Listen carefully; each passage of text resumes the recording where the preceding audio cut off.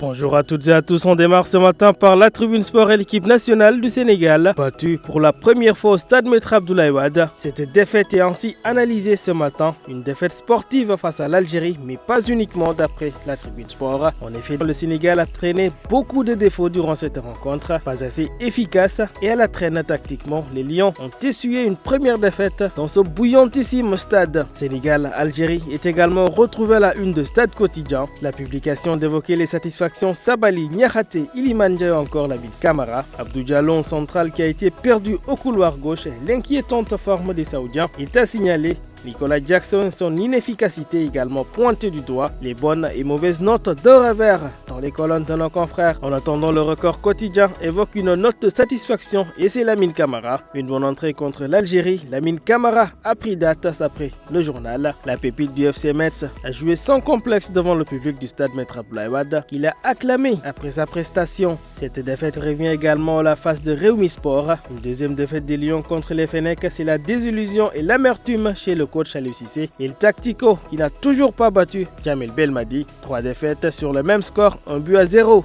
À la face de Sport Le Peuple ce matin, Ismaël Assar et Iliman Ndiaye. Ça va faire très mal à l'Olympique de Marseille. En attendant, parlons de la Coupe d'Afrique des Nations et le point Actu Sport. Le journal de révéler ainsi les 24 nations qualifiées, aucun absent de marque. L'absent de marque pourrait être Paul Pogba qu'on retrouve à la une du record quotidien. Le salaire suspendu, la rupture envisagée. Paul Pogba, l'avenir à la Juve s'obscurcit. Une autre mauvaise nouvelle qui tombe aujourd'hui pour Paul Pogba, contrôlé positif au dopage. En attendant, revenons sur Rewmi Sport et l'olympisme et les préparatifs des Jeux Olympiques de la jeunesse. Le dédommagement des occupants des alentours du stade Iba Mar entamé, informe le journal. Voilà, c'est tout pour aujourd'hui. Rendez-vous demain dans d'autres aventures.